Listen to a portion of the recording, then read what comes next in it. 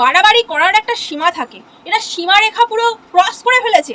এই যে আপনারা আমাকে বলেন যে আমি নাকি অন্ধভক্ত, আসল অন্ধভক্ত কারা একবার দেখে নিন। ओम नरेंद्र मोदी नमः। ओम नरेंद्र मोदी नमः।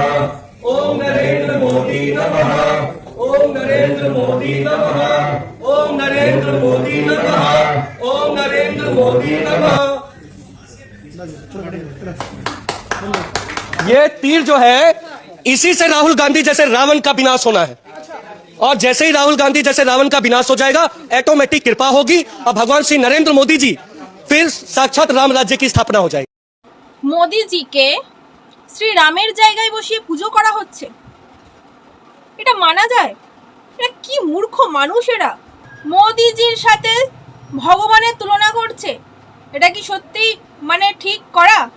প্রধানমন্ত্রী কি ভগবান? একটা পলিটিশিয়ানকে ভগবানের সাথে তুলনা করছে, ভগবানের মতো করেছেটা কি উনি? আবার এটা দেখুন, এটা কি মানা যায়? রাখি বন্ধনের দিন রাখি পড়বে ওই শুভেন্দু অধিকারীর আর মোদিজির ছবি পরা রাখি পড়বে পাবলিক?